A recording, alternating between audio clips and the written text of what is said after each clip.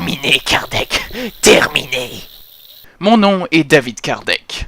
Vous vous demandez sûrement ce que je fais là, dans la jungle, en sous-vêtements.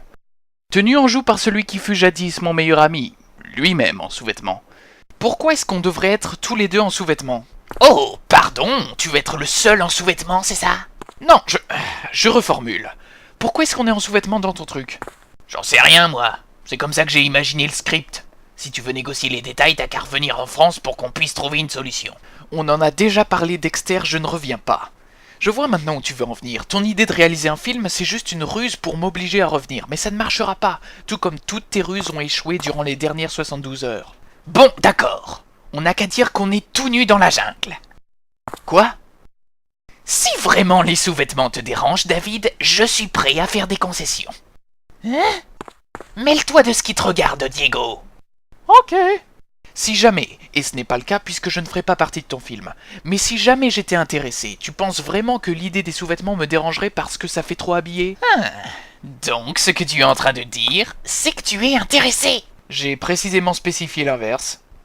D'où te vient cette idée de script d'ailleurs? Ça vient d'un rêve que j'ai fait. On était tous les deux dans la jungle et toi tu voulais rentrer à la civilisation. Moi je te disais, non, non, faut qu'on reste soudés. Et toi tu disais, non, non, moi je suis égoïste et je préfère rentrer au bercail avec mon frère, Damien le Canadien. Il est pas canadien. Et là tu me laisses tout seul et je me fais bouffer par des hippopotames. Et je me réveille.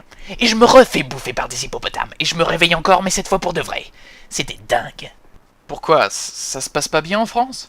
Bof, je me fais pas bouffer par des hippopotames, si c'est ça qui t'inquiète. J'imagine bien que, littéralement, tu ne te fais pas dévorer par des hippopotames. Mais métaphoriquement. Métaphoriquement parlant, il se pourrait que des hippopotames aient découvert que je pratique la fraude fiscale, et soient sur le point de m'envoyer en prison pour 5 ans et de m'obliger à payer une amende de 37 500 euros.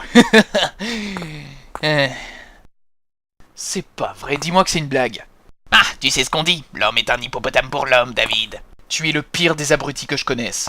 Et maintenant, je vais raccrocher et demeurer injoignable. Si jamais tu ne viens pas en France m'aider avec ça, je risque d'être jeté dans un cachot avec pour seule nourriture pour le restant de mes jours, de l'eau non potable et des quignons de pain. Je ne te rejoindrai pas en...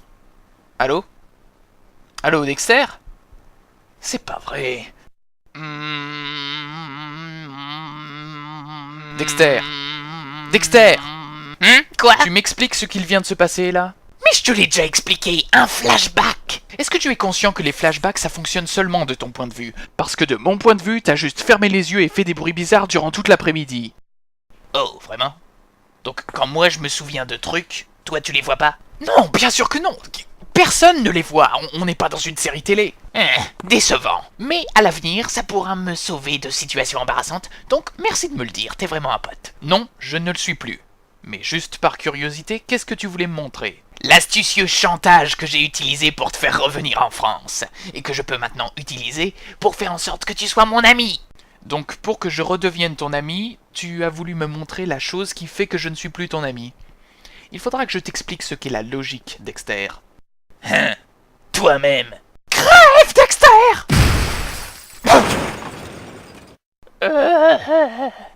Je rêve ou Diego vient d'essayer de te tuer? Ça perd l'hippopète. À suivre!